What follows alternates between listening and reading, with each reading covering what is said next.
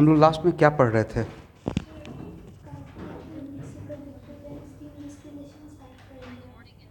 क्या? Completely immiscible liquid and steam distillation. Elevation boiling point. Evaporation of boiling point. एक class बीच में छोड़ दिए हैं। ये भी नहीं याद रहता है कि कौन सा क्लास छूट गया है। वो ऑर्गेनिक का छोटा था। तो आप नहीं, आपका क्लास मतलब ये तो याद रखना पड़ेगा ना कि देखिए सीक्वेंस छोड़ना गलत बात नहीं है, बट कंटिन्यूटी कि हाँ मेरा न्यू बैच का कौन सा क्लास छूटा है ये देखिए, वो तो समझ में आ गया। बताइए तो लिखिएगा पहले वहाँ पे, ठीक है। अभी रूटीन स्कूल का वह एक्टिविटी आपका रहेगा, इसलिए उसमें ऐसा हो सकता है, बट एटलीस्ट वहाँ पर लिख दीजिए क्लास 1 क्लास लेफ्ट, ताकि उसको आप मेंटेन कर सकें, ठीक है। हम लोग पढ़ रहे थे elevation in boiling point, student समझ गए।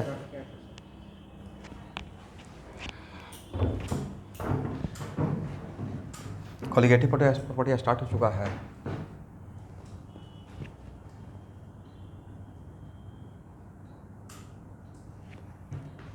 Delta TV directly proportional to molality होता है। Directly proportional to what? Molality. M stand for what? Molality. तो delta TV equal to K V into M.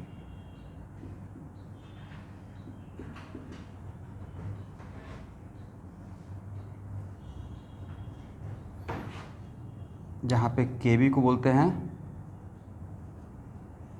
Molal boiling elevation constant.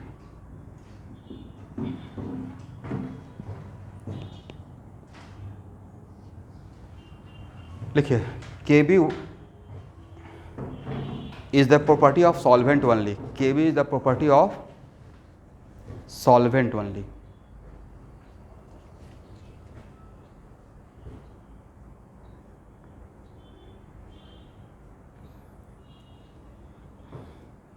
अब एक minute रुकिएगा। तो Kb solute का property है या solvent का? सॉल्वेंट का। इसका मतलब है सॉल्यूट डिफरेंट हो लेकिन सॉल्वेंट अगर सेम हो तो Kb का वैल्यू एट ए गिवन टेम्परेचर डिफरेंट रहेगा या सेम रहेगा? सेम रहेगा। ये मैं इसलिए बोल रहा हूँ स्टूडेंट कि sometimes elevation in boiling point या डिफ्रेशन इन फ्रीजिंग पॉइंट निकालना रहेगा, या एलिवेशन इन बॉइलिंग पॉइंट ही निकालना रहेगा, NaCl है या KBr है, बट सॉल्वेंट जब वाटर रख रहा हूँ तो Kb चेंज नहीं होगा एट ए गिवन टेम्परेचर, ठीक है। गिवन टेम्परेचर भी नहीं, उसका एक खास टेम्परेचर पर Kb निकाला हुआ रहता है।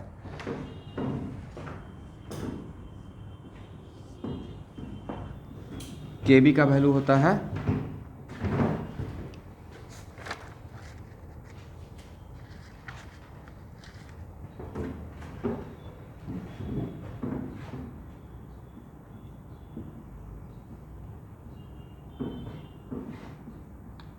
इस फार्मूला को याद रखिएगा।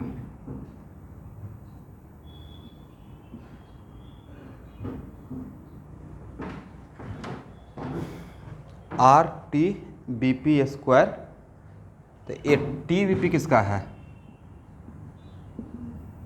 सॉल्वेंट का पाउडर सॉल्वेंट का रहेगा, right. Boiling point of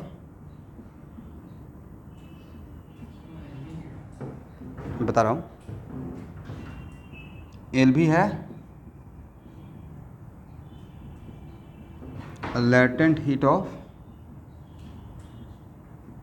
vaporisation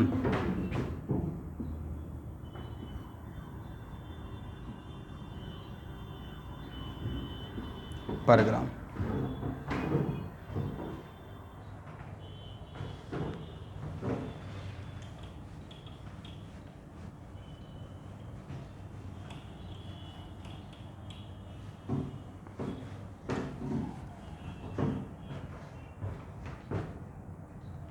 और डेल्टा एस भी होता है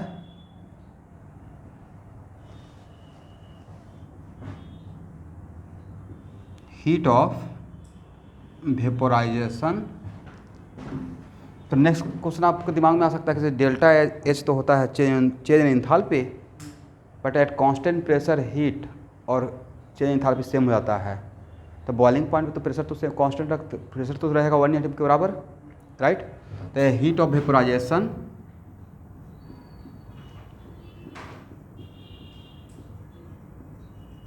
पर मोल, करेक्ट।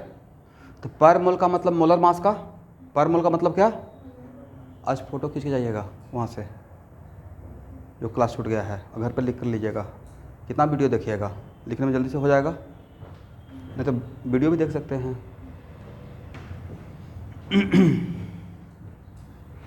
तो क्या L V equal to delta H V by molecular weight लिख सकते हैं? डेल्टा एच वी को अगर मॉलिकुलर वेट से डिवाइड करें तो 1 ग्राम का मिल जाएगा value.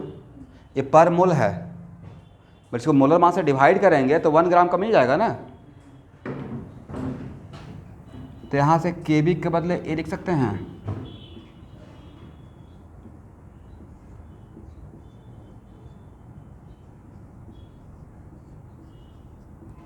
But where M W is what, यहाँ इसमें जितना भी चीज़ है वो सब सॉल्वेंट का है। This are property of solvent वाली, राइट। तो एम डब्ल्यू क्या है? Molecular weight of solvent. ये जो निकाले वो किसका है? सॉल्वेंट का। किसका है? और मॉलिक्यूलर वेट भी किसका है एवरीवन? सॉल्वेंट का। तो क्या मॉलिक्यूलर वेट ऊपर भेज दें? तो के बी इक्वल टू कितना हो जाएगा?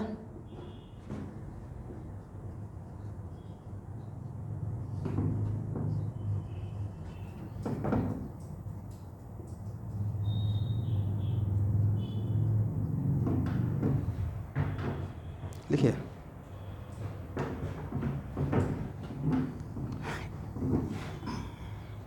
इसका मतलब एक्सरसाइज 1 और एक्सरसाइज 2 दो असाइनमेंट है ना। कहीं ना कहीं इसका के भी नहीं दिया रहेगा, लेकिन ये सब इन्फॉर्मेशन दिया रहेगा, तो इसके हेल्प से के भी निकाल लेंगे। चलिए,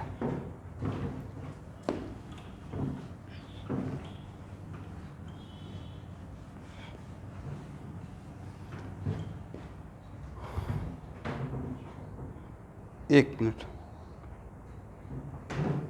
ध्यान से देखिएगा। यहाँ देखिए, जहाँ पे फेज चेंज होता है, थर्मोकेमिस्ट्री में पढ़ाया हूँ, सेकेंड लॉ ऑफ थर्मोडायनेमिक्स, बोलिए पढ़ाए हैं बहुत बढ़िया से। एक ही इसमें बचा हुआ है, इंजन, ठीक है।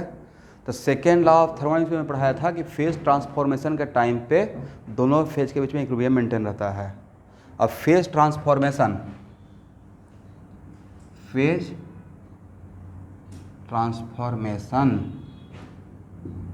जब फर्स्ट टाइम का टेस्ट दिए हैं आप फिजिक्स का, जब फर्स्ट टाइम का टेस्ट लेते रहेंगे तो आके दीजिएगा। बोर्ड का ही तो प्रैक्टिस करवा रहे हैं, देना चाहिए ना। कितना बढ़िया पैटर्न पता चल जाएगा। स्कूल में भी एग्ज़ाम हो रहा है फर्स्ट टाइम के लिए, प्रैक्टिस मतलब संडे को था, तब खराब हो गया। एक ही पहला ही बता दिया था ना कि ऐसा बात मत कीजिएगा कि हाई है या टफ है। यहाँ पे अगर थोड़ा सा हाई रहेगा तो एग्ज़ाम में आपका अच्छा रहेगा ना। अब सारा काम अगर टीचर का काम आप ही कर लीजिएगा तो फिर मैं तो बंद जाऊँगा, मुझे क्वेश्चन देने में डर लगेगा। इतना तो हाई नहीं था कि उससे कम पढ़े हैं, उससे तो बहुत ऊपर पढ़े हैं। इलेक्ट्रोस्टैट कैपेसिटर पढ़े हैं एडवांस का, और थोड़ा सा भी टान आ गया तो क्या हो गया। इसलिए आप एक्सेप्ट कीजिए और दीजिए सिर्फ टेस्ट। मेरे लिए वो सब चीज़ नहीं चलता है कि हाँ टफ है, क्योंकि क्वेश्चन फिर देखने में मैं डरते रहूँगा, पता नहीं बच्चा डर जाएगा। आपको अटैकिंग मोड में ठीक है सर दे देंगे, मुझे पता है कि तो 2% टफ है, बट इतना भी टफ नहीं है। क्या टफ है भाई? यहाँ पे d/2, यहाँ पे d/2 और यहाँ पे K1 K2। क्या इन दोनों का सीरीज में है? इसका नहीं निकाल सकते हैं K इक्विवेलेंट। इस पूरे पैरेलल प्लेट कैपेसिटर का एप्सिलॉन A/D d/2 ये C नोट नहीं पता है, तो C इक्विवेलेंट क्या? अब यही चीज़ बार बार पढ़ाते रहेंगे आपको। 20 सेकंड का क्वेश्चन है, इसमें बोल रहे हैं टफ है, इसका मतलब आप सही से मेरा क्लास नहीं किए हैं। 20 सेकंड का क्वेश्चन है, राइट? गलत बोल रहे हैं। और एक के सीरीज का के इक्विवेलेंट का फॉर्मूला नहीं दिया है डिराइव करके, फॉर्मूला नहीं दिए भाई, प्रॉपर डिराइव कर दिए थे आप लोग के लिए।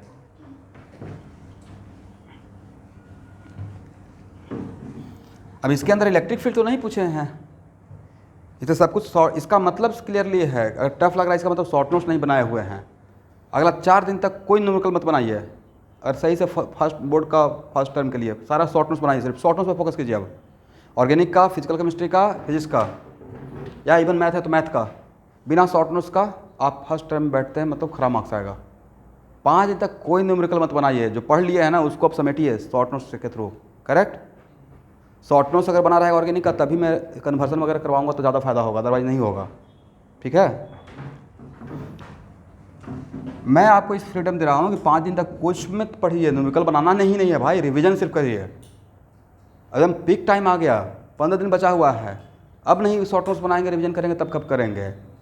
इसलिए one do the revision, revision should be very fast. एक दिन में 50 पेज शॉर्ट नोट्स बनाते चलेंगे। मेरा प्रॉब्लम जब रहेगा ना फिजिक्स में, वो प्रॉब्लम को देखना ही नहीं है ना तो डिफिएट हो जाइएगा, सिर्फ थ्योरी। करेक्ट? और थ्योरी का शॉर्ट नोट्स मतलब फार्मूला, बस ये बहुत कमाल का कॉन्फिडेंस गेन कर लीजिएगा। करेक्ट? फेज ट्रांसफॉर्मेशन में अगर लिक्विड से वेपर में आ रहा है, ठीक है, तो वहाँ पे डेल्टा जी क्या हो जाता है? 0। और डेल्टा जी के लिए लिखते क्या है स्टूडेंट? करेक्ट? तो इक्वल टू 0 कर सकते हैं, और यहाँ पे क्या रहेगा? Boiling point. तो डेल्टा एच भी इक्वल टू लिख सकते हैं T boiling point delta H भी का वैल्यू यहाँ पुट कर दीजिए, तीसरा फार्मूला मिल जाएगा।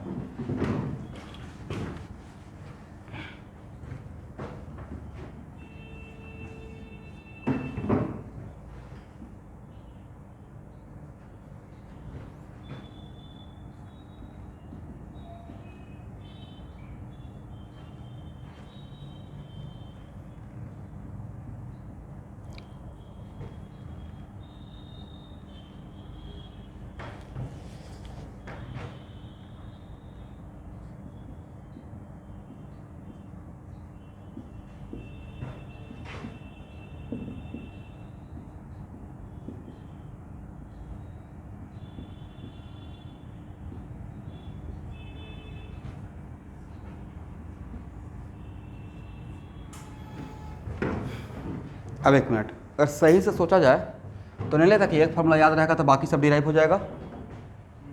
एक फार्मूला याद रहेगा तो बाकी डिराइव कर लेंगे, क्योंकि डेरिवेशन का तरीका आपको सिखा चुका। इसको हटाएं।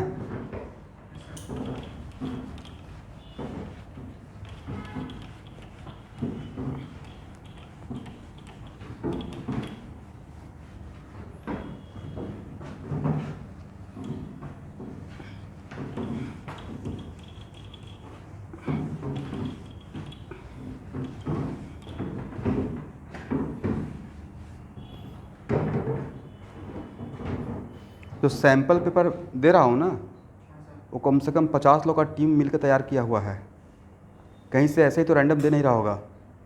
अब पूरा इंडिया में वो बच्चे बना रहे होंगे सीबीएसई बोर्ड के लिए, तो please go through that.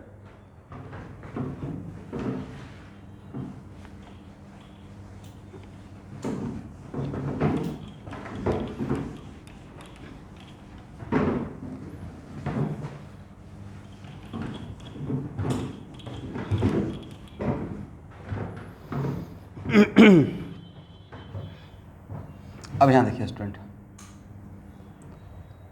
Entropy क्या होता है? Degree of randomness, degree of randomness. तो change in entropy. Correct?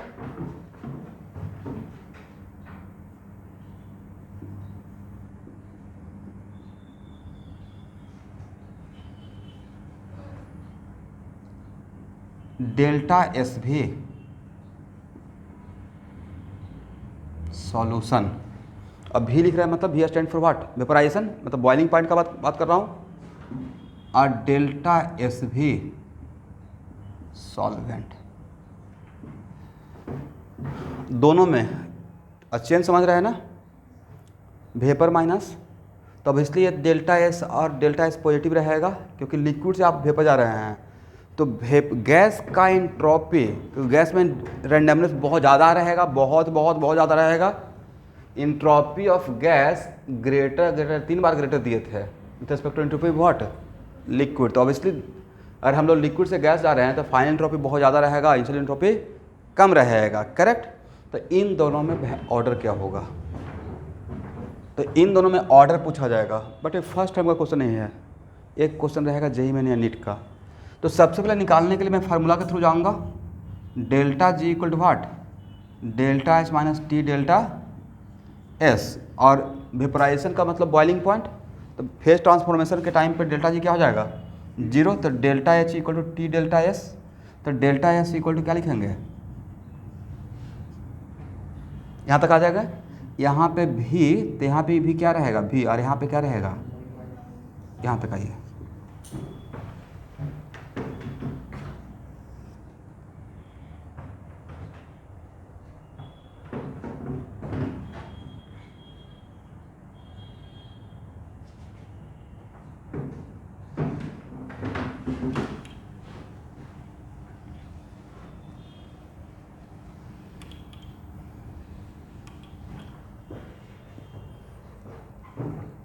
Guwahati का ही ऐसा ऐसा बच्चा को पढ़ाए हुए है ना कि जो अभी आपको जेई मेन का पेपर देता हूँ ना, उससे कम से 2 times tougher paper JEE Main का मैं सेट करता था 12-13 में। और कुछ ऐसे भी बच्चे थे कि 3 आवर का पेपर 2 आवर बना के आगे निकल जाते थे, और 250 से प्लस से कम मार्क्स आता ही नहीं था। हाँ, बट वो बच्चा हिस्ट्री क्रिएट करके चला गया, पिछले 10 साल में ऐसा हिस्ट्री दोबारा नहीं बना। तो ऐसे, और उस बैच में उसके बाद का बैच तक एकदम कुछ बात ही नहीं था, सर कुछ भी दीजिए, कितना बेटा दीजिए, मुझे बनाना है।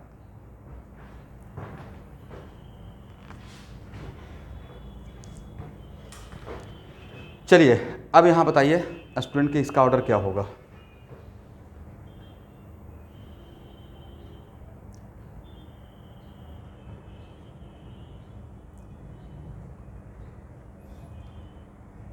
तो बॉइलिंग पॉइंट किसका ज़्यादा होता है, सॉल्यूशन का बॉइलिंग पॉइंट ज़्यादा रहता है। पिछले क्लास में यही पढ़ा है ना, एलिवेशन, सॉल्वेंट और सॉल्यूशन में थोड़ा सा डिस्टर्ब हो जाता हूँ, समझ लीजिए। तो सॉल्यूशन का, सॉल्वेंट का बॉइलिंग पॉइंट कम है, सॉल्यूशन का ज़्यादा है, तो एलिवेशन हो रहा है। तो ये तो पता है कि सर सॉल्यूशन में ए डिनोमिनेटर ज़्यादा रहेगा, बॉइलिंग पॉइंट ज़्यादा रहेगा, करेक्ट, और सॉल्वेंट का कम रहेगा, ये तो क्लियर है। बट अगर इसका वैल्यू पता चल जाए तो हम लोग ऑर्डर बता सकते हैं। बट जो हम लोग काम कर रहे हैं, जिसके बारे में हम लोग सोच रहे हैं, तो सॉल्यूशन, सॉल्वेंट में वेपर में कौन जाता है, सॉल्वेंट का मॉलिक्यूल्स। जो जिस टाइप का सॉल्यूशन के लिए आप कॉलिगेटिव प्रॉपर्टी पढ़ रहे हैं, उसमें मैं एक लाइन लिखवाया था कि सॉल्यूट मेरा क्या है, non volatile, neither freezes nor vaporizes. तो सॉल्यूशन भी जो बनाए हुए हैं उसमें वेपर में, अगर सॉल्यूशन से 1 मोल वेपर में गया तो कौन गया, सॉल्वेंट ही गया है, राइट। दिस इज द वजह कि जिस टाइप का सॉल्यूशन के लिए हम लोग कॉलिगेटिव प्रॉपर्टी पढ़ रहे हैं, उस टाइप का सॉल्यूशन के लिए डेल्टा एच भी सॉल्यूशन इक्वल टू क्या रहेगा, डेल्टा एच भी सॉल्वेंट। कोई पूछेगा क्यों, तो क्या बोलना है, सॉल्यूशन में से भी कौन जाएगा, सॉल्यूट जाएगा नहीं, जाएगा कौन, सॉल्वेंट, और सॉल्वेंट में से कौन जाएगा, solvent. This is the reason कि इसका हीट ऑफ वेपोराइजेशन पर मोल सॉल्यूशन का और सॉल्वेंट का डिफरेंट रहेगा या सेम रहेगा, इस रीजन के साथ लिख दीजिएगा। यहाँ पे रीजन भूल जाइएगा, जो मैंने बताया रीजन उसको एक्सप्लेन करके लिख लीजिए।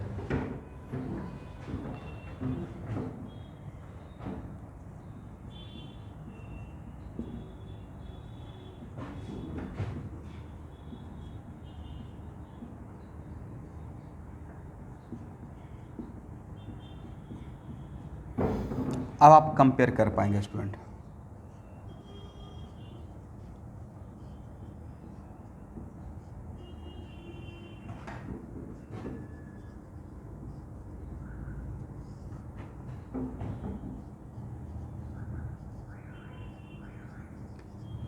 देखिए स्टूडेंट, इस चीज़ को अगर यहाँ पे अप्लाई कर दिया जाए तो ऊपर वाला टर्म तो सेम हो जाएगा, और नीचे वाला टर्म ए ज़्यादा है, एक कम है, इसका हम तो नहीं लेता कि ए ज़्यादा रहेगा।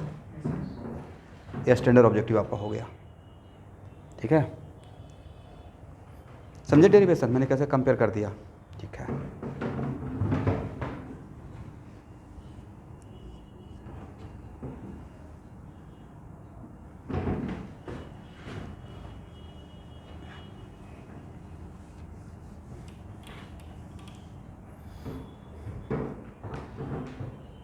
मेरा ऑनलाइन स्टूडेंट प्रेजेंट है?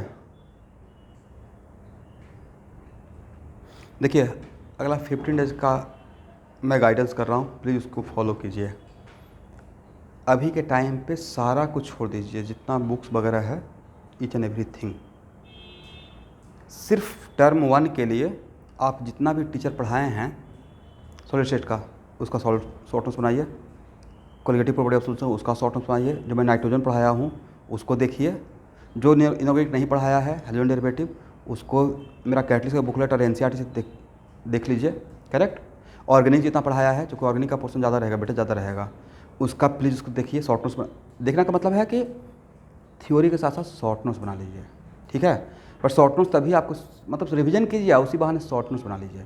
न्यूमेरिकल पे जाइए ही नहीं। अब न्यूमेरिकल मेरे ऊपर छोड़ दीजिए, मैं क्लास में जितना करवाता हूँ उतना कीजिए, बाद में फिर कम बैक कीजिएगा, क्योंकि 15 दिन ही बचा हुआ है। तो इस 15 दिन में सिर्फ और सिर्फ रिवीजन कीजिए। मैं आपकी जगह पर तो मेरा प्लानिंग का पार्ट ये रहता, ठीक है।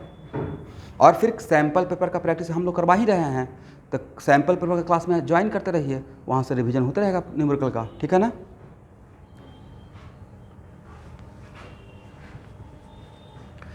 चलिए इसको हटाएं।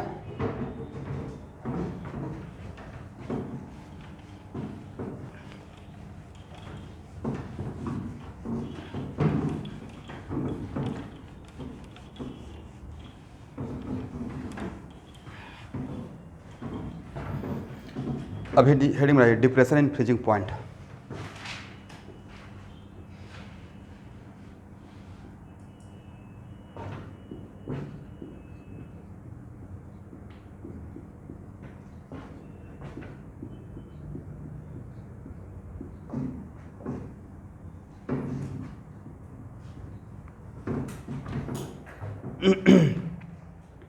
तो देखिए स्टूडेंट,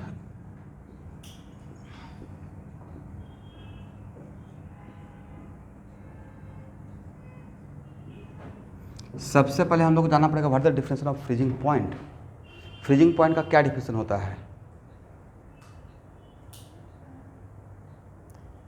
लिखिए, the temperature at which vapour pressure of solid becomes equal to vapor pressure of liquid. The temperature at which vapor pressure of solid becomes equal to vapor pressure of liquid. अब यहाँ देखिएगा, ये समझ में आ गया। वैसा temperature जिस temperature पे क्या इक्वल हो जाए, लिक्विड का सॉलिड का वेपर प्रेशर इक्वल हो जाए।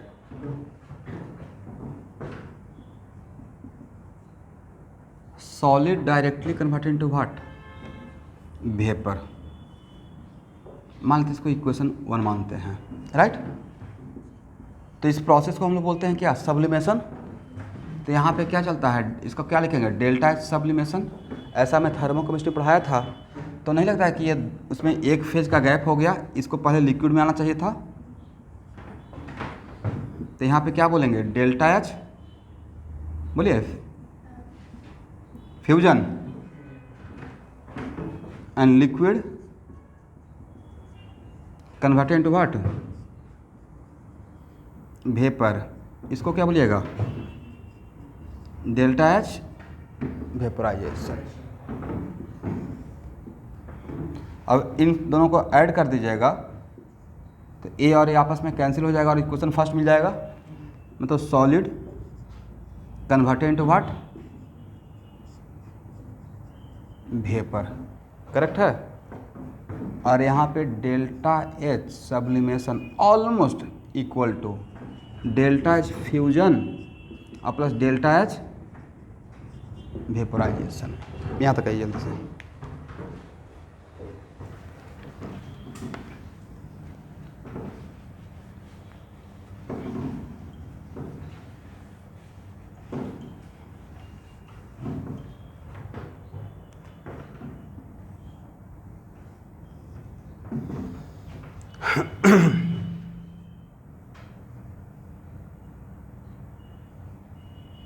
ये फर्स्ट क्लास में ऐसा कुछ आप लोग को पढ़ाए थे, देखिए तो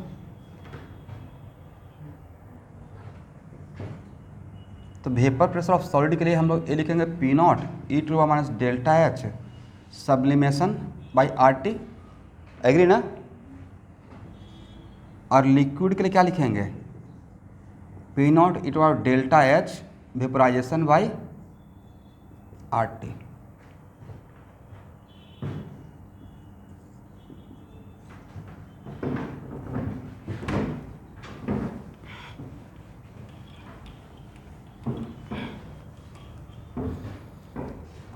अच्छा स्टूडेंट, किसी भी फंक्शन का स्लोप निकालने के लिए क्या करते हैं आप, डिफरेंशिएट करते हैं, D Y by D X को स्लोप बोलते हैं।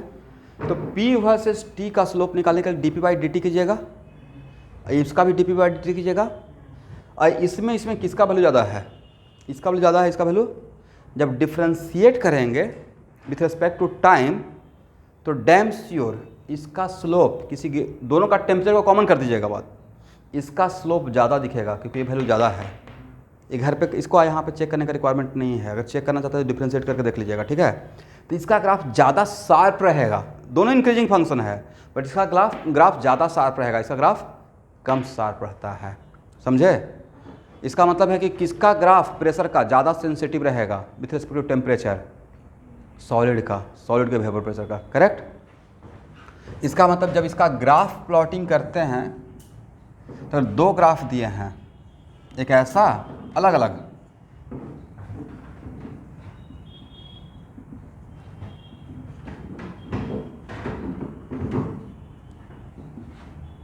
और एक वेपर प्रेशर ऑफ किसका, लिक्विड। तो दोनों ग्राफ ऐसा दिखेगा, एक ग्राफ थोड़ा ज़्यादा शार्प स्लोप का रहेगा, एक ग्राफ थोड़ा फ्लैट रहेगा, ठीक है।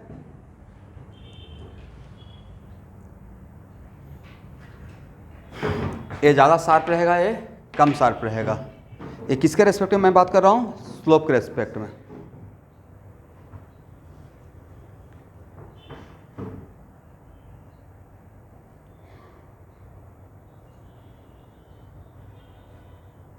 इसको हटाएं।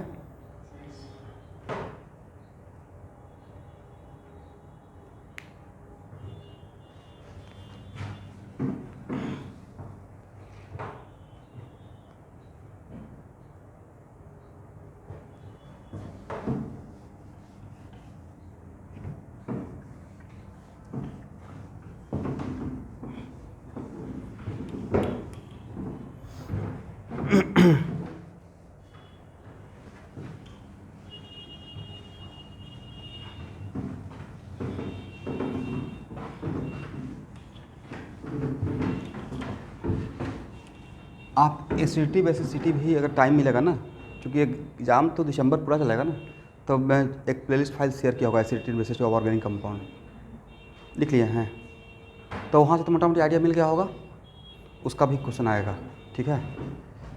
मैं साथ ग्रुप में ही शेयर किया हूँ, ग्रुप में जो शेयर करते हैं उसका लिंक सेव करके रखते हैं, ठीक है।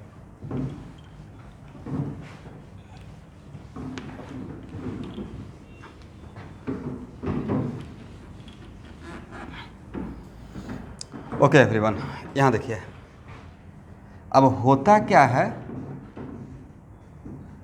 कोई भी लिक्विड है, ध्यान सुनिएगा, तो कोई भी लिक्विड है वो फ्रीजिंग पॉइंट से पहले तो सॉलिड फॉर्म में रहेगा।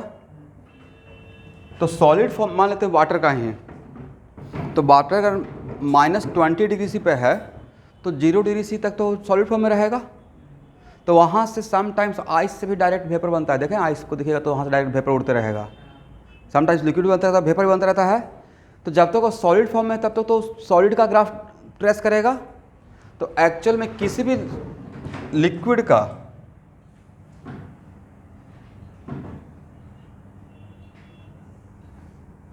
क्योंकि डिफिनेशन का ही पार्ट था कि वैसा टेम्परेचर, जिस टेम्परेचर पे सॉलिड और लिक्विड का वेपर प्रेशर इक्वल हो जाए, क्या हो जाए, इक्वल हो जाए। तो सॉलिड का और लिक्विड का वेपर प्रेशर इक्वल हो जाएगा, इसका मतलब सॉलिड और लिक्विड का वेपर प्रेशर ग्राफ जो टेम्परेचर के रेस्पेक्ट में ड्रॉ किया गया है वो कहीं ना कहीं इंटरसेक्ट करेगा, तभी तो इक्वल होगा, अदरवाइज इक्वल नहीं हो पाएगा। तो एक ग्राफ और इस ग्राफ में कौन सा ग्राफ किसका होना चाहिए, एक किसका रहेगा, सॉलिड का, आई किसका रहेगा, बट वैसा लिक्विड जो वेपोराइज हो सकता है, राइट। तो सेम लिक्विड के सॉलिड का एक ग्राफ है और सेम लिक्विड का लिक्विड का एक ग्राफ है, करेक्ट। बट भाई अगर यहाँ तो यहाँ पे अगर इक्वल हो गया तो मेरा क्या रहेगा एवरीवन, सर ये फ्रीजिंग पॉइंट रहेगा, किसका, उस लिक्विड का जिसका हम लोग बात कर रहे हैं। बट इस टेम्परेचर से इस तरफ हैं तो इस रास्ते पे चलते रहेंगे। बट जब जैसे ही यहाँ पे पहुँच गए तो अब ए रास्ता पकड़ेंगे या ए रूट पकड़ लेंगे, क्योंकि फ्रीजिंग पॉइंट पे आगे तो मेल्ट करेगा ना, किस में कन्वर्ट हो गया। कभी कभी ऐसा होता है ना, ए रास्ता जा रहे हैं फिर ए रास्ता जा रहे हैं, जहाँ पे आपको जाना है वहीं पे जाइएगा, राइट। इसका मतलब है सपोज कीजिए कि मैं फ्रीजिंग पॉइंट से नीचे के टेम्परेचर पे हूँ, ये तो आपको समझाने के लिए कि ऐसा ग्राफ ए सॉलिड का था, ए लिक्विड का था। बट एक ग्राफ जिसको मैं स्टैंडर्ड कर रहा हूँ, वो ग्राफ बाद में मेरे काम का रहेगा। प्रॉब्लम सॉल्विंग के लिए आपको समझाने के लिए मैं इसको दिखाऊंगा, नो प्रॉब्लम। बट यहाँ से यहाँ तक आए, यहाँ पे आकर अब जो ग्राफ फॉलो होगा वो कौन सा होगा, ये वाला होगा, करेक्ट। ये जब अब उल्टा कीजिए, फ्रीजिंग पॉइंट से ज़्यादा, मतलब फ्रीजिंग पॉइंट नहीं, सॉरी उसका मेल्टिंग पॉइंट बोलिए। अगर इस तरफ से जा रहे हैं तो एक पॉइंट कौन सा पॉइंट बन जाएगा, मेल्टिंग पॉइंट। तो मेल्टिंग पॉइंट या फ्रीजिंग पॉइंट तो जस्ट डायरेक्शन का फ़र्क है, पॉइंट तो एक ही है। अब सपोज कीजिए कि इस तरफ यहाँ पे थे और इस तरफ से टेम्परेचर कम कर रहे हैं, तो यहाँ पे तो लिक्विड फॉर्म में था, उसका वेपर प्रेशर ग्राफ को फॉलो करेंगे। यहाँ पे आ गया तो रुक जाएंगे, फ्रीज करेगा, बर्फ़ बनेगा, राइट। अब बर्फ़ बनेगा सॉलिड हो गया, तो अब इस ग्राफ के फॉलो करेंगे या इस ग्राफ को फॉलो करेंगे। तो ले देकर ये ग्राफ मेरे काम का रहेगा, नहीं रहेगा, समझे नहीं समझे। तो ओवरऑल ग्राफ बनेगा क्या,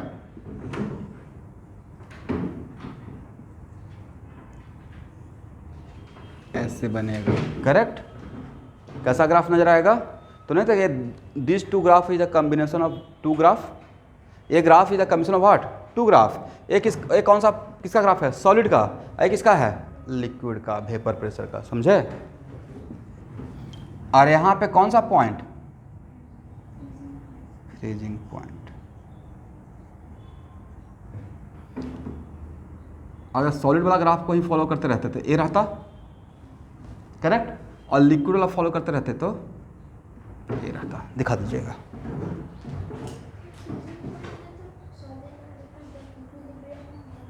हाँ, इसलिए दैट्स व्हाई मैं डॉटेड कर रहा हूँ, वहाँ पे ऐसा भी हो सकता है। तो मेरे बोलने का सेंस ये नहीं है कि यहाँ पे ये ऊपर नहीं जाएगा, बट मेरे काम का तो मोटा मोटी यही रहेगा ना, जब तक सारा सॉलिड फ्रीजिंग पॉइंट पे, लेकिन जब फ्रीजिंग पॉइंट टेम्परेचर को आप हीट देते जा रहे हैं, क्या दे रहे हैं, हीट सप्लाई कर रहे हैं, तो एक टाइम ऐसा भी तो आएगा कि सारा सॉलिड लिक्विड में कन्वर्ट हो जाए, तब इस ग्राफ को फॉलो करेंगे। उस टाइम के बाद तो क्या रहेगा, लिक्विड का रहेगा, करेक्ट। जब तक पूरा बर्फ़ लिक्विड में नहीं आया तब तक तो सर ये भी ग्राफ रहेगा, ये भी ग्राफ रहेगा। बट जहाँ पे सारा लिक्विड में कन्वर्ट हो गया तो इसको, और लास्टली आप इसको समझिए बस, ठीक है। यहाँ तक हो गया।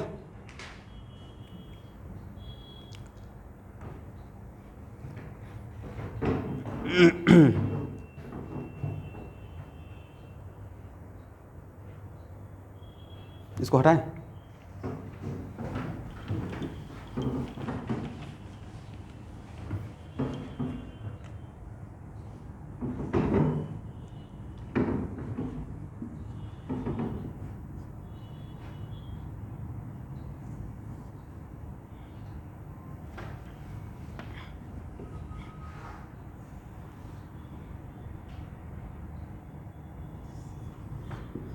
ये देखिए स्टूडेंट, ये दो ग्राफ है P वर्सेस T का, जिसमें एक ग्राफ सॉल्यूशन का है, एक ग्राफ सॉल्वेंट का है, और तो both are in liquid form, both are in which form, तो पढ़ाए हैं लोअरिंग ऑफ वेपर प्रेशर। तो कौन सा, और दोनों लिक्विड फॉर्म में है, किस फॉर्म में, लिक्विड फॉर्म में, तो कौन सा सॉल्वेंट का रहेगा, कौन सा सॉल्यूशन का रहेगा, ये सॉल्वेंट का रहेगा, राइट। अरे किसका रहेगा, सॉल्यूशन का रहेगा। ये मैं पढ़ाया हूँ, जो क्लास आपका छूट गया वहाँ से देख लीजिएगा, या वीडियो भी फॉलो कर लीजिएगा। अब वीडियो नहीं मिलेगा तो उनसे मांग लीजिएगा, ठीक है। लेकिन दोनों किस फॉर्म में, लिक्विड का, करेक्ट। तो दोनों का फ्रीजिंग पॉइंट निकालने के लिए कहाँ किसके साथ इंटरसेक्शन लेंगे? इसके सॉलिड के वेपर प्रेशर के ग्राफ के साथ, राइट?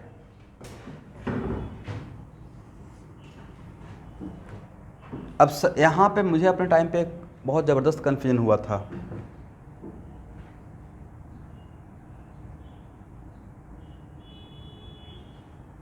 मेरा कन्फ्यूजन ये था कि सॉल्वेंट के लिए भी एक इसी सॉलिड का ग्राफ है। तो जैसे मेरा कन्फ्यूजन था कि सॉल्यूशन और सॉल्वेंट के लिए दो अलग अलग लिक्विड का ग्राफ ड्रॉ किए हैं, तो सॉलिड के लिए भी दो अलग अलग ग्राफ होना चाहिए था। सॉल्यूशन का सॉलिड अलग और सॉल्वेंट का सॉलिड अलग, बट दोनों के लिए सॉलिड का ग्राफ मैंने एक ही लिया। रीजन ये है कि जिस सॉल्यूशन के लिए आप कोलिगेटिव प्रॉपर्टी पढ़ रहे हैं उसमें जो सॉल्यूट है, उस सॉल्यूट के बारे में बोला गया है कि that solute neither freezes nor vaporizes. Neither freezes, बोलिए, नीदर फ्रीजेज नॉर वेपोराइजेज। तो जो सॉल्यूशन बना हुआ है उस सॉल्यूशन का अगर सॉलिड में कन्वर्ट होगा एट फ्रीजिंग पॉइंट, तो सॉलिड में जाएगा कौन? सॉल्यूट जाएगा या सॉल्वेंट फ्रीज करेगा? सॉल्वेंट फ्रीज करेगा। तो मानते हैं कि आपने बनाया, आप लिए हैं प्योर वाटर। क्या लिए हुए हैं? Pure water. एक में है H2O प्लस NaCl, और दोनों का टेम्परेचर कम कर रहे हैं। इससे भी क्या बनेगा? आइस। इसका भी टेम्परेचर कम कर रहे हैं, तो ये नहीं सॉलिड फ्रीज करेगा, ये तो पहले से ही सॉलिड फॉर्म में था, राइट? फ्रीज कौन करेगा? Water molecules. तो इसका सॉलिड क्या है? आइस। इसका भी सॉलिड क्या है? आइस। दिस इज द वजह, दोनों का सॉलिड डिफरेंट है या सेम है? सेम है। तो दो अलग अलग सॉलिड रहेगा या सेम सॉलिड रहेगा? Same solid. कितना ट्रिकी पॉइंट है, नहीं? समझने के पॉइंट ऑफ व्यू से तो एक तो है कि एनसीईआरटी में ऐसे दिया हुआ तो ठीक है सर, ऐसे लिख लेंगे, बट एक चीज़ों को ग्राफ को समझ कर थोड़ा रुके, एनालाइज किए कि सॉल्यूशन में सॉल्वेंट और सॉल्यूशन का लिक्विड का अलग अलग ग्राफ लिए हैं, बट सॉलिड का सेम ग्राफ लिए हैं। वजह, दोनों का सॉलिड सेम सॉलिड रहेगा, दैट्स दोनों का क्या रहेगा? सेम ग्राफ रहेगा। अब ए सॉल्वेंट कहाँ पे इंटरसेक्ट किया? इस पॉइंट पे, करेक्ट? क्योंकि ये ग्राफ ऊपर रहेगा ना, ये ग्राफ क्या रहेगा? नीचे। इसको हम लोग प्रीवियस क्लास में सीखे हैं, जहाँ पे लोअरिंग ऑफ वेपर प्रेशर पढ़ा रहे थे, वहाँ पे भी ग्राफ ड्रॉ किए थे। तो एक किसका freezing point? This is the freezing point of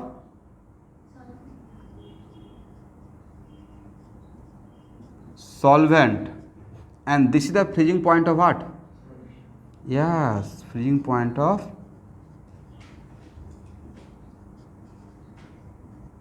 तो बोलिए सॉल्वेंट के रेस्पेक्ट में फ्रीजिंग पॉइंट सॉल्यूशन का ज़्यादा रहा या कमती हो गया? डिक्रीज कर गया। उसी को तो बोल रहे हैं डिप्रेशन।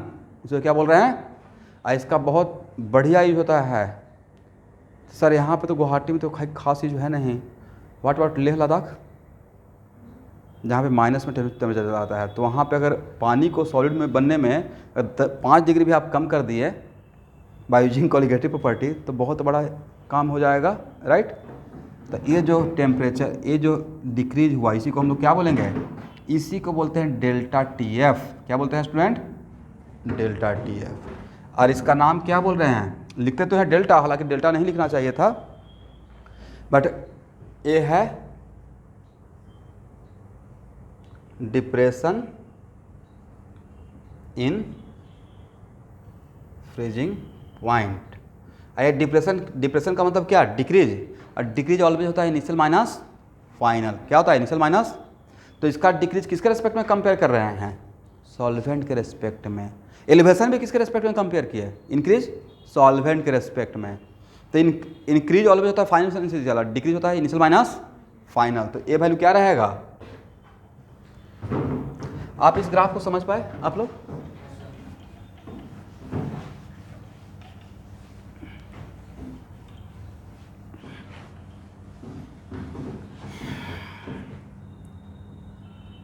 तो delta TF equal to freezing point of solvent minus initial minus final, decrease लिख रहा हूँ, ठीक है? फ्रीजिंग पॉइंट ऑफ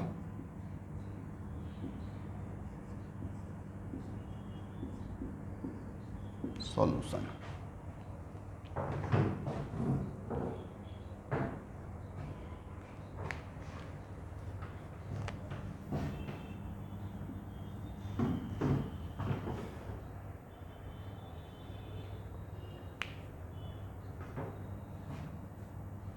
इसको हटाएं। अब यहाँ बताइए, आपको नहीं कहा कि सॉल्वेंट के रेस्पेक्ट में सॉल्यूशन का कॉन्सेंट्रेशन जितना ज़्यादा रहेगा, एक ग्राफ के बीच में गैप उतना ही ज़्यादा होगा। इस ग्राफ के बीच में गैप जितना ज़्यादा होगा तो डिप्रेशन उतना ही ज़्यादा होगा, करेक्ट?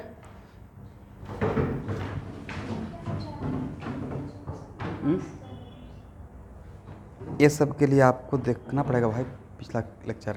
अब वहाँ पे वापस जाना बहुत मुश्किल है, वहाँ देख लीजिएगा, सब कुछ समझ में आ जाएगा। अभी मेरे ऊपर ट्रस्ट कर लीजिए, नहीं तो उनसे पूछिए सब समझ में आ रहा है जो मैं बोल रहा हूँ, तो आप इसलिए आपको भी आ जाएगा। क्लास कैसे छोड़ देते हैं, घर से भी तो कर लेना चाहिए ना। इससे पहले कौन सा दिन क्लास लिया होगा? फ्राइडे को लिया होगा, on Friday 4 to 6, 4:30 to 6।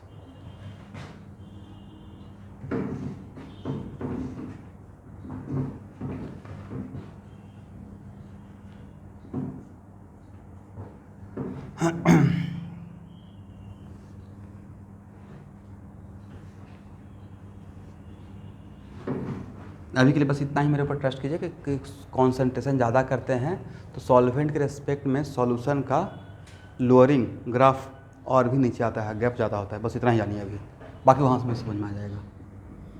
A solvent है, ए सॉल्यूशन फर्स्ट है, ए सॉल्यूशन सेकंड है। तो आपसे क्वेश्चन एग्जाम में ऑब्जेक्टिव ऐसे आएगा, दो सॉल्यूशन दिया रहेगा, एक का कॉन्सेंट्रेशन ज़्यादा, दूसरा कॉन्सेंट्रेशन कम, तो जिसका कॉन्सेंट्रेशन ज़्यादा रहेगा उसमें डिप्रेशन इन फ्रीजिंग पॉइंट ज़्यादा दिखेगा, उसमें डिप्रेशन फ्रीजिंग पॉइंट। एक किसका बॉइलिंग पॉइंट T1 क्या है? Freezing point of solvent. T2 क्या है? Freezing point of solution first. ये क्या है? Freezing point of solution. तो भाई डेल्टा TF सॉल्यूशन फर्स्ट का क्या बोलिएगा? T1 minus T2।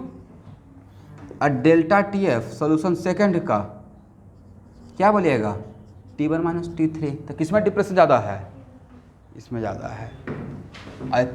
तो अगर इसका कॉन्सेंट्रेशन C2 है, इसका कॉन्सेंट्रेशन C1 है, तो C2 का टर्न C1 होता है। ये मैं फर्स्ट कॉलिगेटिव प्रॉपर्टी में ही पढ़ाया था ग्राफ। तो नहीं लगता कि चीज़ों को थोड़ा सा तोड़ के वहाँ पे ही समझ गए, तो यहाँ पे मेरे लिए आसान हो रहा है बातें। और सबसे इंटरेस्टिंग तो है कि इस ग्राफ को मैं फर्स्ट क्लास से ही कैरी ऑन कर रहा हूँ, फर्स्ट क्लास से ही ज़्यादा आप लोग को समझ में आ रहा है।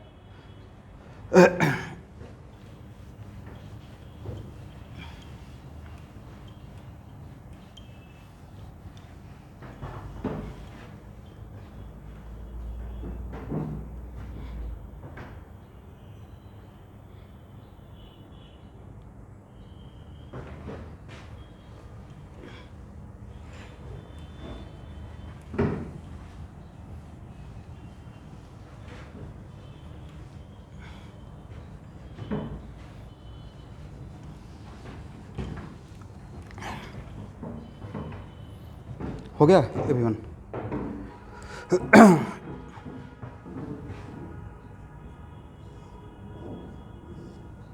चलिए अब आते हैं डेल्टा TF डायरेक्टली प्रोपोर्शनल होता है मोलैलिटी।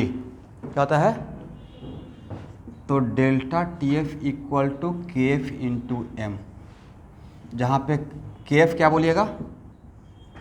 KB को क्या बोलते हैं? Molar elevation boiling constant. जो क्या बोलेंगे? Yes, molar depression freezing constant. और एक पॉइंट और लिख लेंगे, KF is the property of solvent only. देखिए KF फटाफट लिखिएगा, KF is the property of solvent only.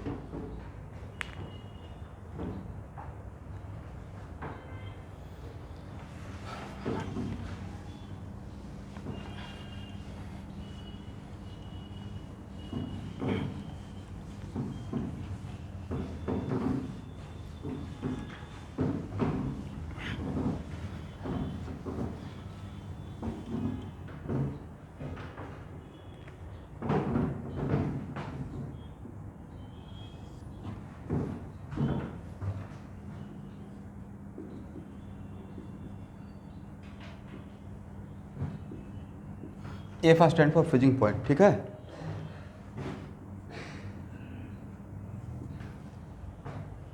वहाँ पे L भी दे रहे थे, यहाँ पे क्या दे रहा है? LF। LF क्या रहेगा? फ्यूजन या latent magnitude of latent heat of freezing भी बोल सकते हैं। मैग्नीट्यूड बोलने से साइन कंपनसेट हो जाएगा, right. Latent heat of fusion पर ग्राम किसका, यस पूरा बात लिखना है। 2 पेज में तो सीपी का पूरा फार्मूला आ जाएगा, कुछ है ही नहीं, बाकी तो कॉन्सेप्ट है ना। मतलब 4 पेज, 2 अगर पेज उठा लिया जाए तो 4 तरफ हो गया ना, 1 पेज में 2 तरफ, राइट। बोथ साइड कर दें, काफ़ी है, और तो कुछ है नहीं। चलिए अब अगर यहाँ से बातों को समझ रहे हैं तो RTF² MW/1000 डेल्टा HF लिख सकते हैं, just like KB, just like KB। और यहाँ से फिर से बातों को अगर समझ रहे हैं तो RTF MW किसका, सॉल्वेंट का, बाई 1000 डेल्टा SF लिख सकते हैं। लिखिए, तीनों लिखिएगा।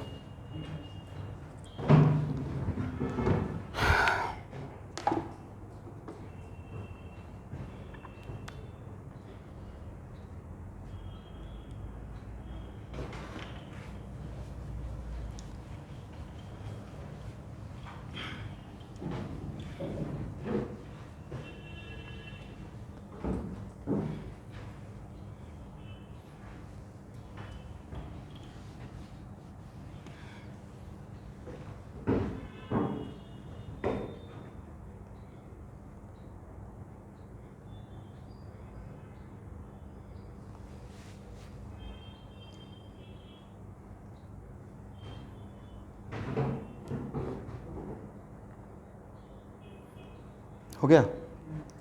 चलिए अब डेल्टा SF सॉल्वेंट और डेल्टा SF सॉल्यूशन, इससे पहले मैं जब पढ़ाया हूँ वहाँ से हिंट लीजिए और इसका ऑर्डर बताइए। अभी एक ऐसा क्वेश्चन किया ना वेपराइजेशन पे, बॉइलिंग पॉइंट पे, तो वहाँ से हिंट लीजिए और बताइए कि ऑर्डर क्या रहेगा, और डिराइव कीजिए। You have to solve.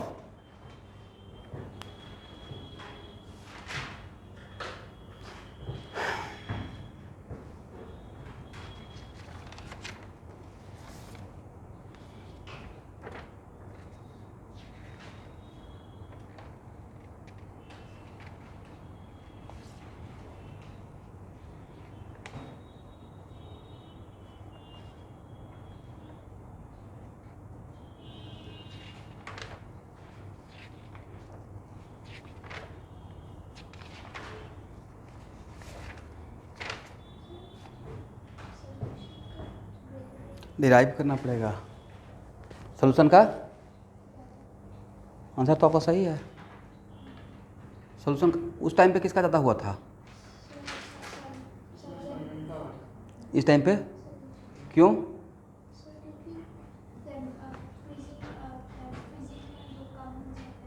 Very good. Delta H solution लिखेंगे तो क्या लिखेंगे, डेल्टा एच फ्यूजन या फ्रीजिंग की बात है, मैग्नीट्यूड वाइज।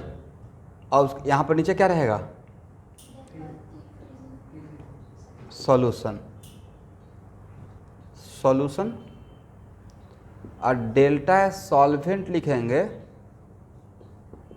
तो delta HF solvent by T freezing of solvent. But sir freeze तो करना है सॉल्वेंट, चाहे सॉल्यूशन हो या सॉल्वेंट हो, फ्रीज तो करेगा सॉल्वेंट मॉलिक्यूल्स। तो यहाँ पे ऐसे लिख सकते हैं, since delta HF solution equal to delta HF solvent, है या ना। तो इस कॉन्सेप्ट को यहाँ पे अप्लाई कर दें तो इसका फ्रीजिंग, इसका वैल्यू कम रहेगा और इसका वैल्यू ज़्यादा रहेगा, तो अब ये ज़्यादा हो जाएगा और ये कम हो जाएगा। बट ये फर्स्ट टर्म में चांस कम है आने का, but is a perfect objective for JEE main और नीट। ठीक है, समझे?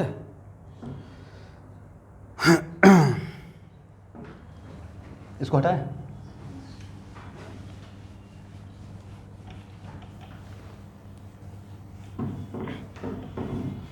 जिनके पास भी क्लास असाइनमेंट का हार्ड कॉपी नहीं है वो क्लास असाइनमेंट का हार्ड कॉपी रखिएगा। सबको तो ऐसे डिस्ट्रीब्यूट कर दिया हूँ, जब डिस्कशन होगा तो सॉफ्ट कॉपी से काम मत चला जाएगा।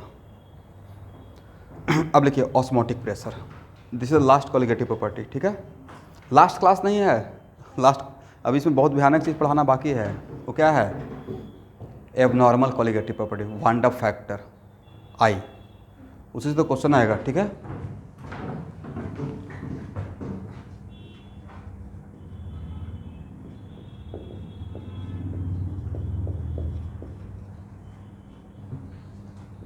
Osmotic pressure. तो ऑस्मोटिक प्रेशर समझने के लिए पहले ऑस्मोसिस समझेंगे। What the meaning of osmosis?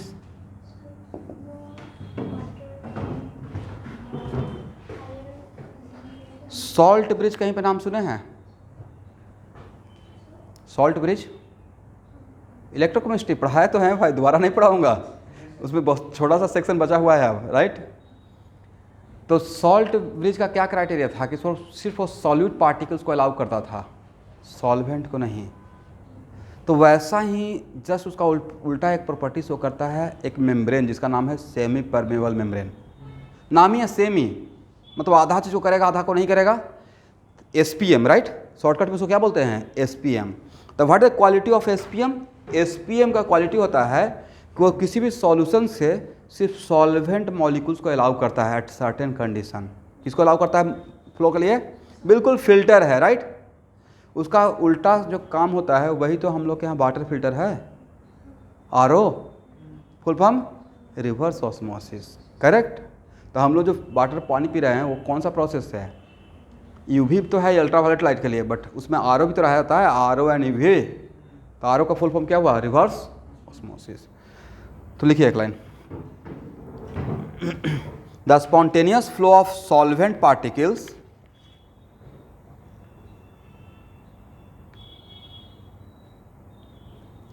पहला पॉइंट बनाएगा, the spontaneous flow of solvent particles from solvent side to solution side, from solvent side to solution side through SPM, through SPM। Spontaneous मतलब खुद से, स्पॉन्टेनियस मीन्स व्हाट? खुद से। एक और point लिखिए, फिर से एक नया point, the spontaneous flow of solvent particles from low concentration to high concentration solution, from low concentration solution to high concentration solution through SPM।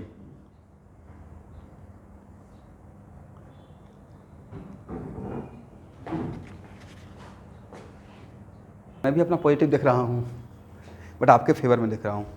ठीक है, कल अल्कोहल का कुछ रिएक्शन, ऐसे अल्कोहल का जितना फर्स्ट टर्म का थ्योरी है ऑलमोस्ट डन। एक दिन हम लोग हाफ एन आवर सिर्फ पढ़ेंगे नहीं, NCERT का पेज बाय पेज देखेंगे, आपको कॉन्फिडेंस के लिए कि NCERT ख़त्म हुआ या नहीं हुआ। जैसे लगता होगा ना कि सर अपने तरीके से पढ़ा रहे हैं, पता नहीं NCERT में, तो वो मैं बता दूंगा, देखिए मैंने कहाँ कहाँ पे कैसे पढ़ा दिया है। ओवर लास्ट में देखिएगा सब मिल जाएगा, बस इनिशियल में आपको NCERT सीक्वेंस मेरा नहीं दिखेगा, और दिखना भी चाहिए नहीं चाहिए, क्योंकि मेरा पढ़ाने का शैली अलग है। मैं एक चीज़ जहाँ पे शुरू होता है, इस ला है ने बीच में जहाँ पे शुरू हुआ वहीं पे सब कुछ खत्म कर दिया ला का, ज़्यादा सिस्टमेटिक रहा। नॉमेनक्लेचर एक जगह खत्म कर दिया, आइसोमेरिज्म एक जगह खत्म कर दिया, तो आपके लिए ज़्यादा बेटर रहेगा, राइट। अभी NCERT में आइसोमेरिज्म बोले कोई चैप्टर नहीं है, बट नहीं लेता है आइसोमेरिज्म एक जगह पढ़ना चाहिए, ज़्यादा सिस्टमेटिक रहेगा। सब्स्टिट्यूएंट इफेक्ट एक जगह पढ़ना चाहिए, कहीं पर सब्स्टिट्यूएंट इफेक्ट है नहीं, जहाँ पे रिक्वायरमेंट वो लोग वहाँ पे ले देते हैं, तो बड़ा रैंडम टाइप का वहाँ पे दिखता है।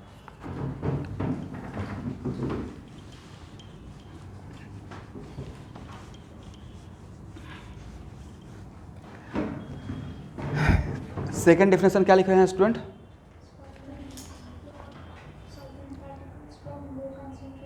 To high concentration. अब लिखिए SPM। SPM क्या होता है? एक इसके लिए एक तारीफ में एक पॉइंट लिख लेते हैं। A membrane which allow only solvent particles to move across it. A membrane which allow only solvent particles to move across it. A membrane which allow only solvent particles to move across it। हो गया ना? चलिए student, अब यहाँ पे बातों को समझते हैं। तो पहले तो ऑस्मोसिस का मतलब समझ में आ गया है।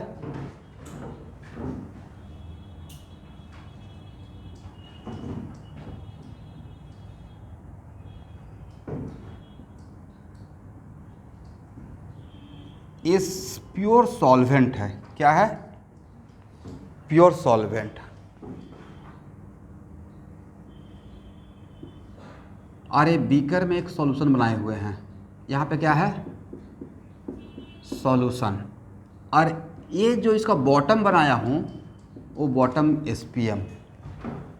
कुछ होता है ना मछली पकड़ने का जाल, इस टाइप का, उसी टाइप का। यहाँ पे क्या है? SPM लगा हुआ है। इसको यहाँ पे आकर, और यहाँ पे सॉल्यूशन बना हुआ है। क्या बना हुआ है? बस इसको यहाँ पे आकर टच कर रहे हैं। ये सॉल्वेंट था और यहाँ पे क्या है? सॉल्यूशन। और एक किसका बना हुआ है? SPM का। जादू हो जाएगा। बोले कैसे? SPM का एक क्वालिटी है कि यहाँ से सॉल्वेंट को यहाँ अलाउ करेगा, इसका वॉल्यूम बढ़ना स्टार्ट हो जाएगा। वॉल्यूम बढ़ना स्टार्ट हो जाएगा। यही था ना क्वालिटी, स्पॉन्टेनियस फ्लो। कब तक होगा वो मैं सिखाऊंगा। बट यहाँ पे यहाँ से सॉल्वेंट कहाँ जाना स्टार्ट करेगा? सॉल्यूशन में। पहला पॉइंट यही था, flow of solvent particles from where? Solvent to solution side. This is the original definition. बाद में आया लो और हाई कॉन्सेंट्रेशन। पहले क्या आया? सॉल्वेंट से कहाँ पे? सॉल्यूशन साइड में। करेक्ट है ना? चलिए ये लिखिए, डायग्राम बनाइए। और एक क्या है जो जाना चाह रहा है? सॉल्वेंट। ठीक है?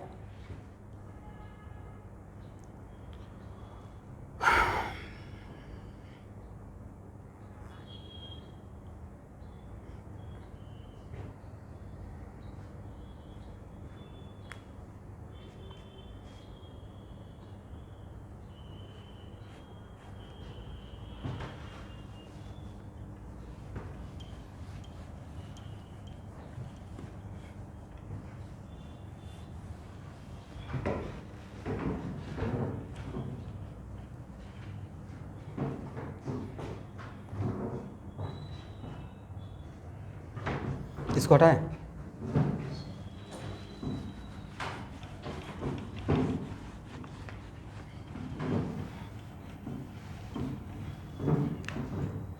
बढ़िया से एक और डायग्राम बनाइएगा।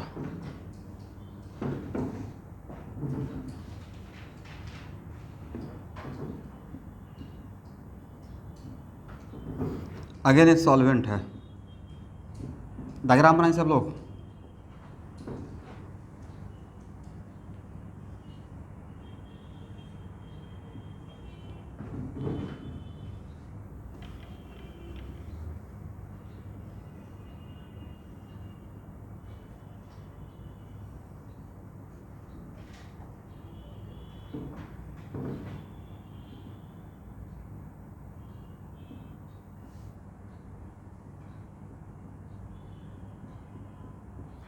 और एक ऐसा बीकर है जिसमें एक वर्टिकल कॉलम लगा हुआ है। करेक्ट? और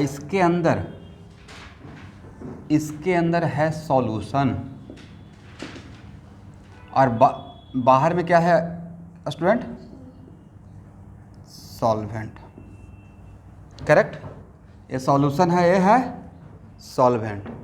ये पूरा ये जो बना हुआ है यहाँ से यहाँ तक, वो किसका बना हुआ है? SPM का। आपको समझाने के लिए तो बोलिए, सॉल्वेंट मॉलिक्यूल्स कहाँ से कहाँ जाना चाहेगा? एसपीएम के थ्रू सॉल्यूशन के अंदर जाना चाहेगा? बोलिए हाँ।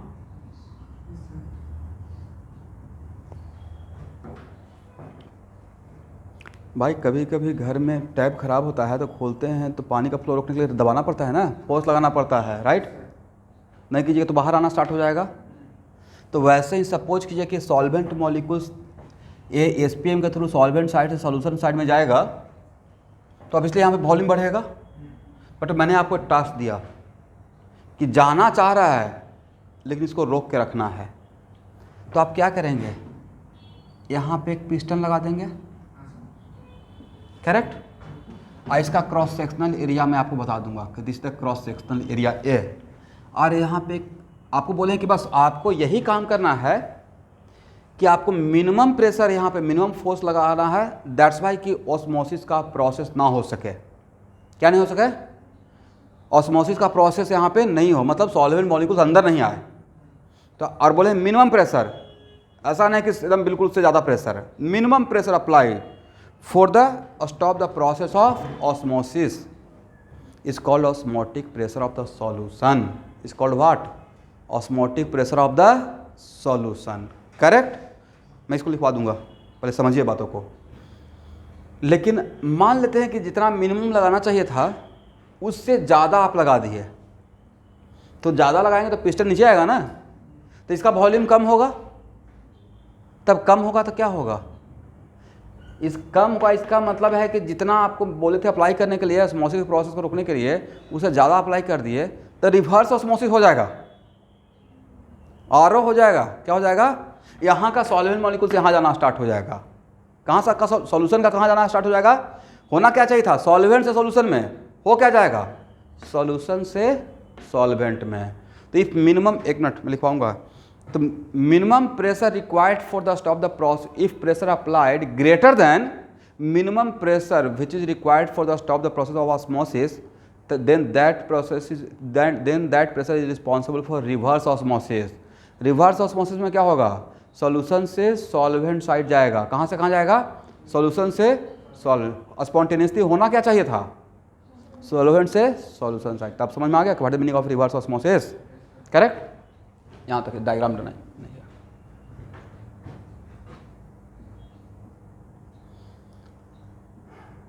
तो यहाँ पे एफ है मिनिमम प्रेशर, मिनिमम फोर्स। तो क्या यहाँ पे मिनिमम प्रेशर निकाल लीजिएगा? F by A, force by cross section area. तो पहला पॉइंट तो यहाँ पे बनता है इस डायग्राम से related. Minimum pressure required for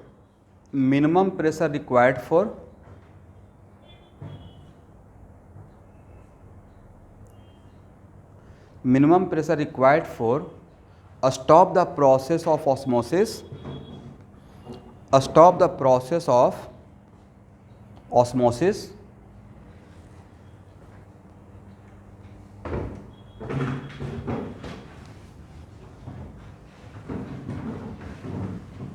is called osmotic pressure. इस डायग्राम को हटाएं।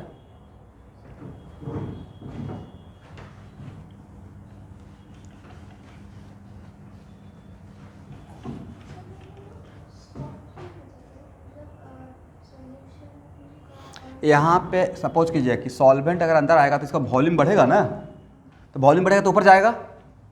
वॉल्यूम आप बढ़ने आना चाह रहे हैं लेकिन आप वॉल्यूम बढ़ने नहीं दे रहे हैं, करेक्ट?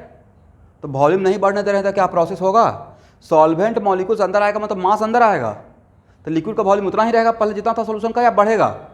तो बढ़ेगा तो यहाँ पे ऊपर जाना चाहिए था। आपने यहाँ पे गेट पे ही लगा दिया, पिस्टन ऑफ फोर्स लगा दिया। तो होना चाह रहा है एक सॉल्वेंट मॉलिक्यूल अंदर तो आना चाह रहा है, बट आप क्या कर रहे हैं? उल्टे डायरेक्शन से फोर्स लगाकर उसको स्टॉप कर दिए, राइट? तो उसको रोकने के लिए, इसको अंदर आने के लिए जितना मिनिमम फोर्स प्रेशर डेवलप करना पड़ेगा इस पिस्टन पे, राइट? थ्रू द, और पिस्टन मेरा लाइट पिस्टन है तो उसी को हम लोग क्या बोलेंगे? Osmotic pressure of what? This solution. क्या कहलाता है? Osmotic pressure of this solution. ठीक है?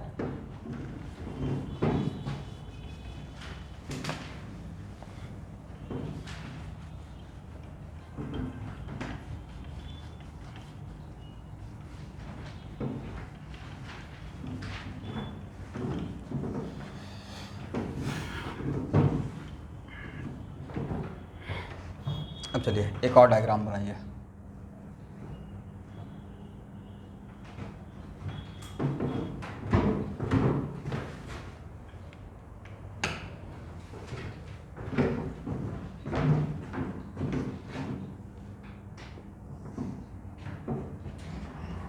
बंद कर दो इसे।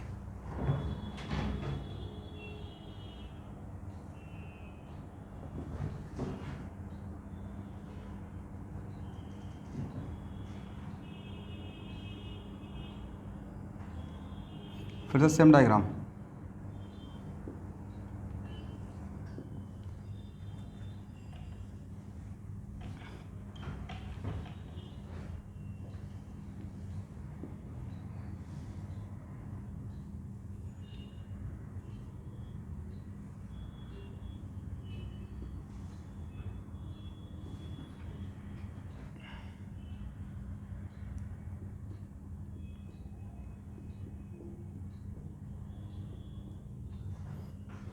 बाहर में क्या रहेगा एवरीवन?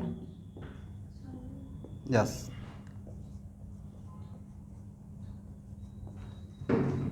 और यहाँ पे क्या रहेगा? सॉल्यूशन। और ये सब किसका बना हुआ है? एसपीएम का। अब यहाँ पे पिस्टन नहीं लगाए हैं,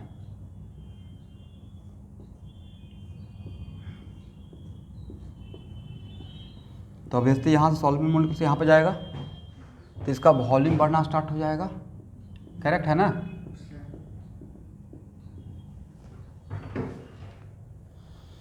ठीक है, चलिए। तो क्या ये वॉल्यूम बढ़ते बढ़ते ओवरफ्लो करेगा अगर सफिशिएंट लेंथ का लिया हुआ रहे तो?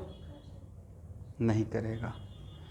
जब यहाँ पे वॉल्यूम बढ़ेगा तो वॉल्यूम के वजह से यहाँ पे मास भी तो बढ़ेगा mg, और उस वेट के वजह से यहाँ पे एक फोर्स लगना स्टार्ट हो जाएगा। करेक्ट? और उसका वैल्यू अगर ऑस्मोटिक प्रेशर का बराबर हो जाएगा तो वहाँ पे ऑस्मोसिस जाकर उस पॉइंट पे क्या हो जाएगा? रुक जाएगा। समझे? इसका तो इसका मास वही काम करेगा जो पिस्टन पे हम लोग फिंगर लगा काम कर रहे थे। पिस्टन पे क्या कर रहे थे? फोर्स लगा रहे थे ना, तो इसका वेट भी तो यहाँ पे फोर्स लगाना स्टार्ट करेगा। दैट्स वाई अगर सफिशिएंट लेंथ का अगर बीकर लिए हुए हैं तो यहाँ से ओवरफ्लो नहीं करेगा। एक सर्टेन हाइट आने के बाद ये क्या हो जाएगा? रुक जाएगा प्रोसेस। इस सर्टेन हाइट के वजह से जितना प्रेशर यहाँ पे डेवलप होगा तो लिक्विड किसी वर्टिकल कॉलम में, बीकर के वर्टिकल कॉलम में लिक्विड की वजह से जितना प्रेशर डेवलप होता है उसको बोलते हैं हाइड्रोस्टैटिक प्रेशर। कौन सा बोलते हैं? तो ये जो प्रेशर डेवलप करेगा ये हाइड्रोस्टैटिक प्रेशर, यही मेरा ऑस्मोटिक प्रेशर कहलाएगा। क्या कहलाएगा? Osmotic pressure. तो पहले डायग्राम बना लिए। इसका हाइट कितना है? मान लेते हैं h। इसका मतलब अगर आपका ये बीकर का कॉलम सफिशिएंट लेंथ का है तो आफ्टर सर्टेन हाइट ये प्रोसेस रुक जाएगा। और जहाँ पे रुक जाएगा तो उस वहाँ से यहाँ तक मास के वेट के वजह से जो प्रेशर क्रिएट होगा that pressure is known as what? Osmotic pressure of this solution. Osmotic pressure of या हाँ ऑब्वियसली सफिशिएंट लेंथ होने से वो रुकेगा। इसलिए मैंने वहाँ पे टर्म बोल दिया ना सफिशिएंट लेंथ। सफिशिएंट लेंथ एकदम बिल्कुल इतना ही लेंथ रखे हुए हैं तो ऑब्वियसली ओवरफ्लो करना स्टार्ट हो जाएगा। राइट? कभी आप लोग तो एक मिनट, आप लोग तो बायो पढ़ते हैं कुछ देखिए नेचर का क्या क्राइटेरिया है, क्या मतलब नेचर है। सबसे बढ़िया एसपीएम का एग्जांपल बुझे। अच्छा एसपीएम का कुछ एग्जांपल मैंने नहीं दिया था ना। एसपीएम का सबसे बढ़िया स्किन है skin just below the outer skin of the animal. Right? But भाई उसको हम लोग आर में यूज नहीं कर सकते हैं, नहीं तो कोई पानी पीना चाहेगा। राइट?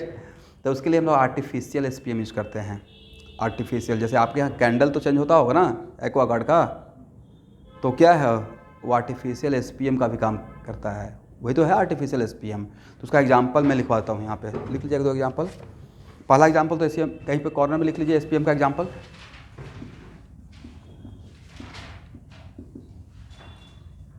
एग्जांपल ऑफ एसपीएम मतलब एसपीएम 2 टाइप का ना, एक तो हुआ natural,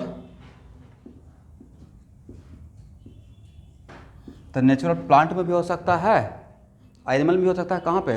just below the outer skin. Right?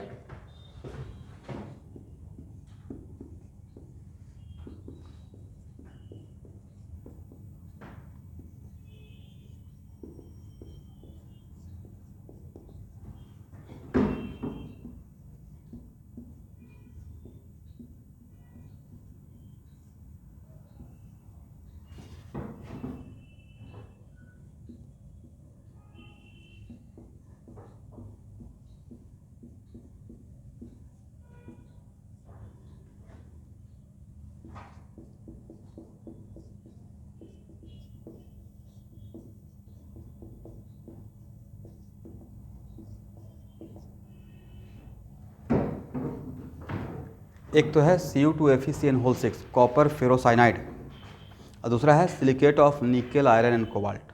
These are the example of artificial SPM।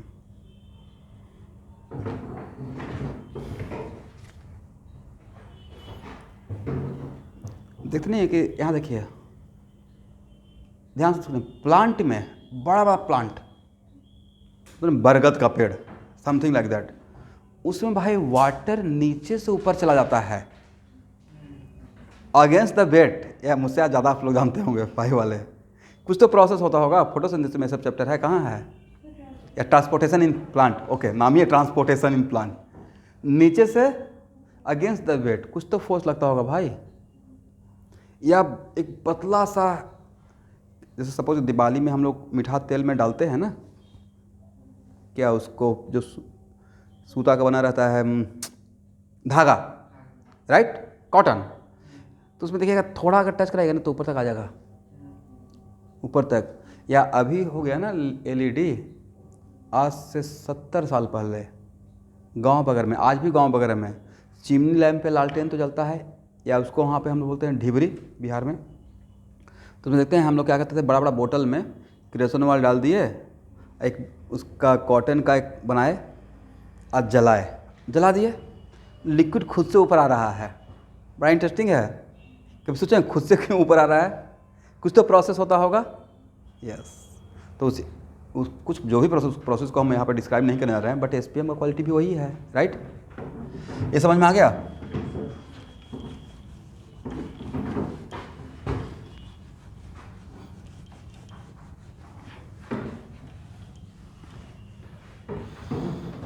चलिए स्टूडेंट, यहाँ देखिए, इसका फ्री बॉडी यहाँ से यहाँ तक का फ्री बॉडी डायग्राम, और मैं इस सॉल्यूशन का डेंसिटी बता दिया हूँ, D the density of solution. ये एग्जाम क्वेश्चन में दिया रहेगा, ठीक है? इसमें क्वेश्चन आएगा फर्स्ट टर्म में, इसलिए इसमें इतना टाइम दे रहा हूँ। और सिर्फ इसका, इस लिक्विड का फ्री बॉडी डायग्राम बना रहे हैं।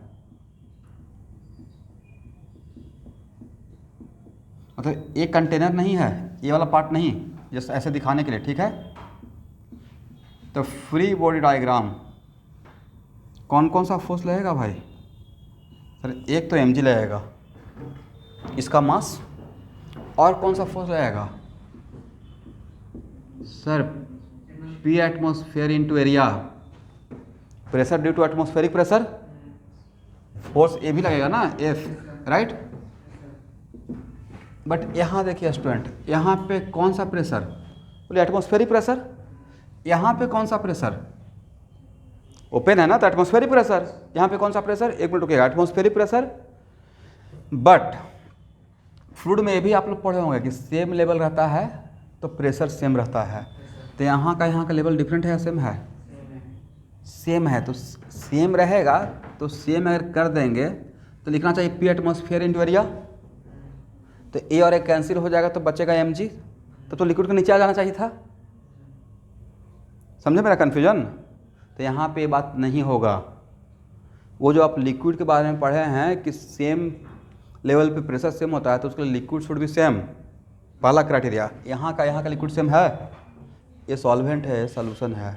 और दूसरा, यहाँ पे कोई इसको खींच कर ला रहा है, SPM क्या ला रहा है? ये ऐसे जा रहा है तो कोई ना कोई तो फोर्स लगा रहा होगा खींचने के लिए, सोक कर रहा है सॉल्वेंट मॉलिक्यूल्स को, राइट? पुल कर रहा है, तो वो भी तो कोई फोर्स ही लग रहा होगा। दैट्स वाई इस केस में यहाँ का प्रेशर कुछ और रहेगा, P एटमॉस्फेयर नहीं रहेगा, कुछ और प्रेशर रहेगा, करेक्ट? अदरवाइज यहाँ पे P एटमॉस्फेयर इंटू एरिया कर दिएगा तो ये और कहें तो कैंसिल हो जाएगा, बचेगा क्या mg, तो नीचे आ जाना चाहिए था, करेक्ट? तो अब यहाँ पर लेकिन एटमॉस्फेरिक प्रेशर बराबर नहीं रहेगा। कोई पूछेगा क्यों, तो बोलना कि पहला तो कि दोनों सॉल्यूशन लिक्विड सेम नहीं है, बाहर में जिसके बारे में बात कर रहे हैं वो सॉल्वेंट है, अंदर में सॉल्यूशन है। दूसरा, SPM भी तो फोर्स लगा रहा है, खींच रहा था। तो यहाँ देखिए, तो अब इस रेस्ट में है, क्या है? तो क्या upward force equal downward force लिख सकते हैं? तो अपवर्ड फोर्स कौन सा? mg plus P atmosphere into area, PA equal to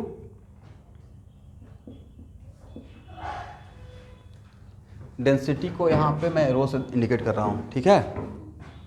रो। देखिए तो स्टूडेंट ए क्या है, volume, height into area, cross sectional area.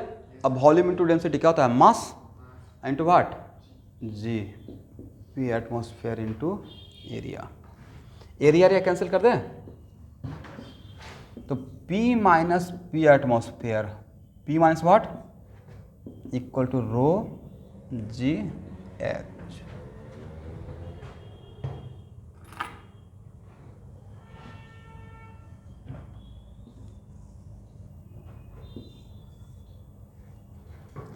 अब यहाँ देखिएगा तो एक्चुअल में यहाँ जो प्रेशर लग रहा है तो extra pressure with respect to, ध्यान से सुनिएगा, extra pressure with respect to atmospheric pressure, extra pressure with respect to what, तो extra pressure with respect to मतलब डिफरेंस, दिस एक्स्ट्रा प्रेशर मतलब this difference is known as osmotic pressure, this difference is known as what, osmotic pressure. इसको नहीं बोलते हैं, किसको बोलते हैं, इस डिफरेंस को बोलते हैं हम लोग ऑस्मोटिक प्रेशर।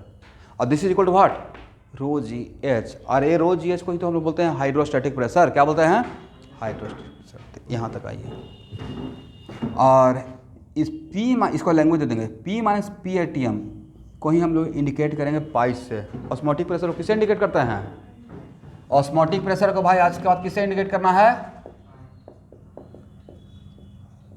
प्रेशर को किससे इंडिकेट करना है, पाई से, ठीक है। तो pi equal to what, rho G H,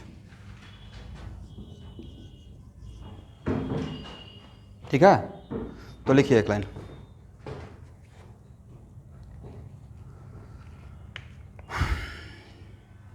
the equilibrium, equilibrium point का बात की है ना, upward force equal downward force. तो यहाँ देखिएगा इक्विलिब्रियम पॉइंट पे जो हाइड्रोस्टैटिक प्रेशर रहता है उसी को हम लोग नाम क्या दिए हैं, osmotic pressure. The equilibrium hydrostatic pressure, the equilibrium hydrostatic pressure, the equilibrium hydrostatic pressure develop by solution column, this is what, this is solution column, right, developed by solution column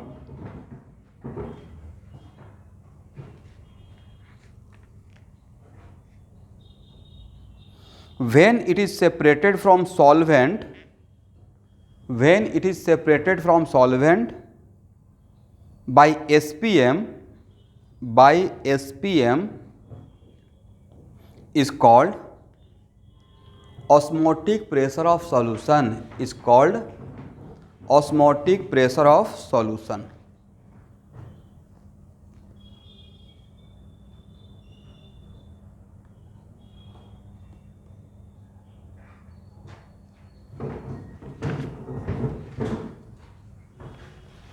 हो गया ना।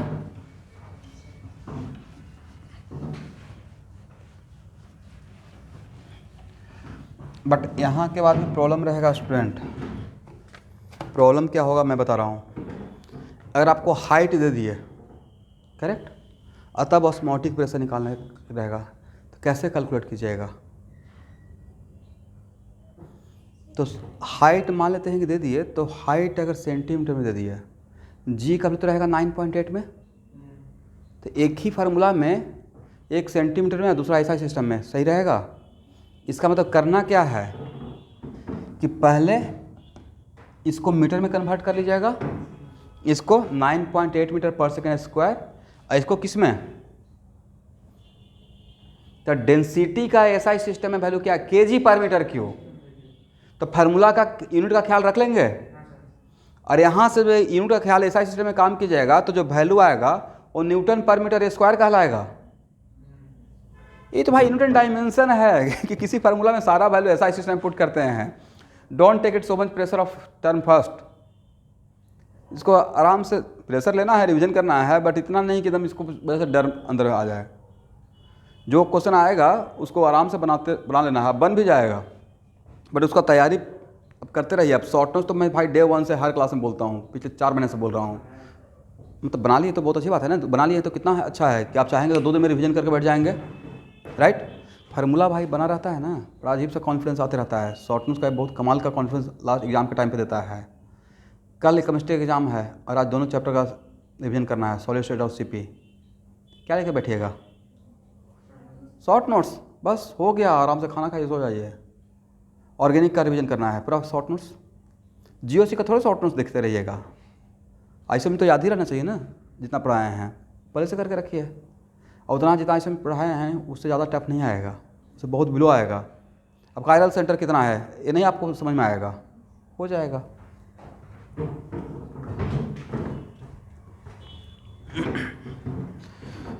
तो अब यहाँ देखिए, तो एक्चुअल में ए value calculate करने के बाद कितना आएगा? न्यूटन पर मीटर स्क्वायर। तो क्या उसको एटीएम में कन्वर्ट कर लेंगे? ऐसे 1 ATM इक्वल टू ऑलमोस्ट कितना होता है? ऑलमोस्ट यस, क्योंकि मुझे वैल्यू इसमें चाहिए होगा किसी पर्पज़ के लिए, बट यहाँ पे पुट करेंगे तो हो सकता है कि न्यूटन पर मीटर स्क्वायर आ जाए, और ऑप्शन में है एटीएम में, तो कन्वर्ट कर लेंगे। ठीक है, मतलब यहाँ पे लिख लीजिए, बी केयरफुल अबाउट यूनिट।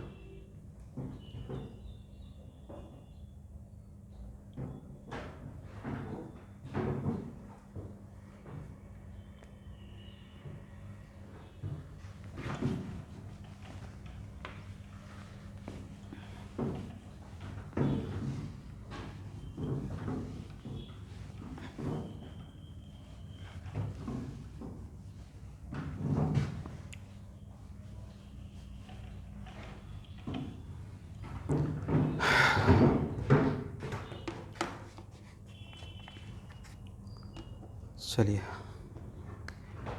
आप ऐसा कुछ सॉल्यूशन का नाम सुने हैं? अभी लिखिएगा नहीं, बस ऐसे बताइए, हाइपरटोनिक, हाइपोटोनिक, आइसोटोनिक।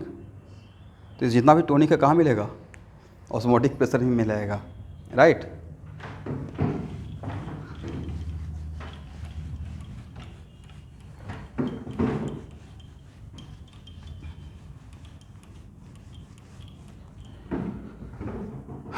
अगर पहले से फर्स्ट टर्म का सिलेबस पता रहता है ना, तब तक तो कब का ख़त्म हो चुका होता। इलेक्ट्रोकेमिस्ट्री हम लोग इतना दिन पढ़ते रह गए, पूरा इलेक्ट्रोकेमिस्ट्री के अंदर तो पूरा सॉलिड स्टेट और सीपी आ जाता, राइट। इतना बड़ा इलेक्ट्रोकेमिस्ट्री था। या ऑक्सीजन रिडक्शन भी नहीं पढ़ाते उस टाइम पे, पहले इन दोनों चैप्टर को कवर कर लेते। और अब तक तो कमाल का, अभी भी कमाल का ही सब कुछ पढ़ा दिया गया है, ऐसा नहीं कि हाँ कुछ चीज़ को छोड़ा गया है। मतलब हम लोग को एक डेडलाइन दे दिया गया, उसमें चीज़ों को कवर करना था। और ऐसा भी मैं जानबूझ के क्लास को कम कर दूँ ताकि आप लोग शॉर्ट नोट्स बना। रात में आपको ऑलमोस्ट मेरा क्लास नहीं लग रहा है, मेरे पास टाइम है, मैं ले सकता हूँ क्लास, बट अगर रात के 10:30 तक इन्वॉल्व रखेंगे तो ठीक नहीं रहेगा। फिर पढ़ना कब स्टार्ट कीजिएगा? इसलिए अभी पूरा रात पूरा जाग के बना लीजिए शॉर्ट नोट्स, रिवीजन करके 1 बजे तक, 2 बजे तक, जितना भी हो सके।